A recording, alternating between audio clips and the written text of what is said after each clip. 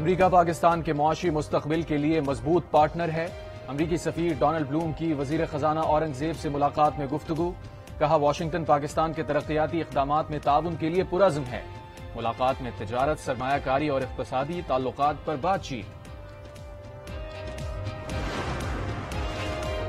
وفاقی ترقیاتی بجٹ 1200 ارب روپے رکھنے کا فیصلہ۔ وزارت منصوبہ بندی نے ترقیاتی بجٹ کی تیاری پر کام شروع کر دیا۔ رواں مالی سال ترقیاتی بجٹ میں 260 ارب روپے اضافے کا امکان۔ بجٹ میں جاری منصوبے اور ان کی تکمیل پہلی ترجیح ہوگی۔ رواں مالی سال کے پہلے 6 ماہ میں بجٹ کا سب سے بڑا حصہ قرض کی ادائیگیوں پر خرچ ہوا۔ وزارت خزانہ کی رپورٹ کے مطابق قرض کی ادائیگی پر بجٹ کا 64% خرچ کیا گیا۔ بلند شرح سود قرض کی ادائیگی پر اخراجات بڑھنے کی وجہ قرار۔ سود کی ادائیگی پر 402 ٹریلین روپے خرچ ہوئے۔ دشمن قوتیں اس وقت سرگرم ہیں۔ 2024 کی سچویشن کو 1971 سے کس طرح ملایا جا رہا ہے، کون ملا رہا ہے، ان کا ایجنڈا کیا ہے، بالکل کلیئر ہے۔ یہ وہ لوگ ہیں جو کہتے ہیں کہ خان نہیں تو پاکستان نہیں۔ یہ آپ کی جو 4-5 پوسٹیں آپ کر دیتے ہیں 1971 اور اپنے آپ کو شیخ مجیب سے ملا دیتے ہیں، اس کا مقصد کیا ہے؟ بانی پی ٹی آئی مظلومیت کا ڈھونگ رچا رہے ہیں۔ وہ ملک کی بنیادیں کھوکھلی کرنا چاہتے ہیں۔ عطا اللہ طارر کہتے ہیں بانی پی ٹی آئی کی کوئی سازش کامیاب نہیں ہوگی، وہ خود کو شیخ مجیب سے ملا رہے ہیں۔ مزید بولے مخالفین سے موجودہ حکومت کی کامیابیاں ہضم نہیں ہو رہی۔ ملک ڈیفالٹ نہیں ہوا تو ان کے ارمان ٹوٹے، ہمیں امداد نہیں، تجارت اور سرمایہ کاری چاہیے۔ سندھ کابینہ منظوری دے گی تو بچوں کا منشیات ٹیسٹ کریں گے۔ بچے سے صرف اتنا پوچھیں گے منشیات کس نے دی۔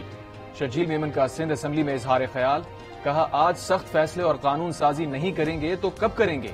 حکومت آنکھیں کھولے، منشیات کی لعنت کا خاتمہ کرے، منشیات کے خلاف جہاد کرنا ہوگا۔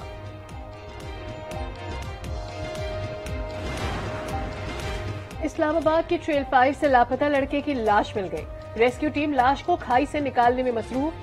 15 سالہ تاہا دوستوں کے ساتھ ٹریل 5 گیا تھا۔ محکمہ وائلڈ کی 15 رکنی ٹیم نے سرچ آپریشن میں حصہ لیا۔ خیبر سے مہران، بلتستان سے بولان، سورج کے غضب سے ہر کوئی پریشان۔ پنجاب میں ہیٹ ویو، پارہ 45 سے 50 ڈگری تک پہنچ گیا۔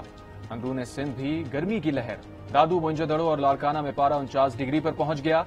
جیکب آباد میں 49، سکھر میں 48 کی گرمی۔ رحیم یار خان میں 46، سرگودا اور ساہیوال میں پارہ 45 ڈگری۔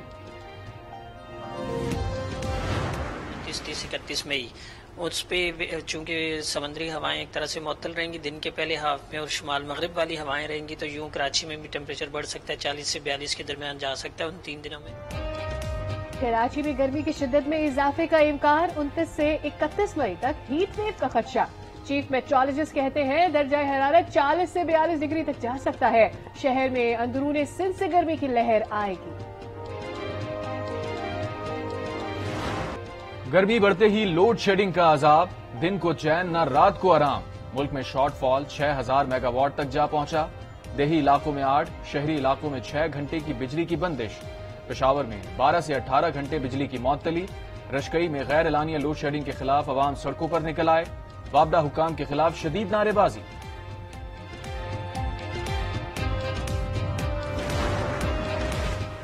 کرغزستان سے کے پی حکومت کی چوتھی پرواز پہنچ گئی۔ 285 طلبہ بشکیک سے پشاور پہنچے۔ تمام طلبہ آبائی علاقوں کو روانہ۔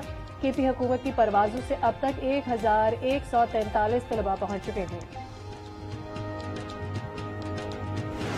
پشاور میں شہید کیپٹن حسین جہانگیر اور حوالدار شفیق اللہ کی مکمل فوجی اعزاز کے ساتھ تدفین۔ آئی ایس پی آر کے مطابق نماز جنازہ میں فوجی افسران، شہداء کے لواحقین اور اہل خانہ نے شرکت کی۔ کیپٹن حسین کے والد بیٹے کی شہادت پر ضبط کی اعلیٰ مثال، کہا 1000 بیٹے بھی ہوتے تو وطن پر قربان کر دیتا۔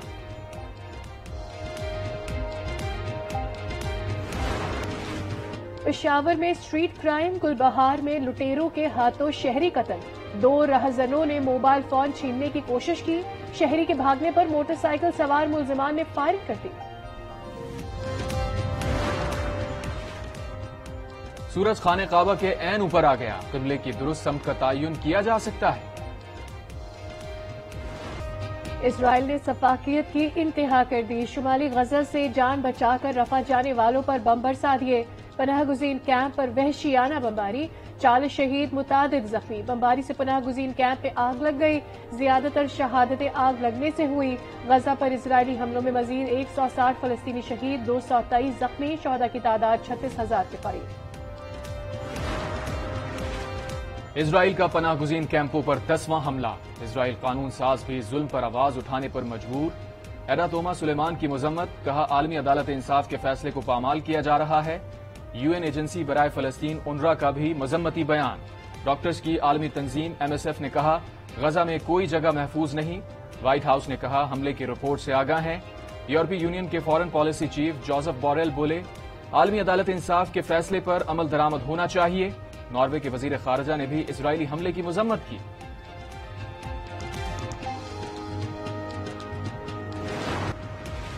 پاک انگلینڈ T20 سیریز تیسرا میچ کل کھیلا جائے گا. قومی ٹیم کا آج کارڈف میں پریکٹس سیشن. انگلینڈ کو سیریز میں 1-0 کی بڑھتری حاصل.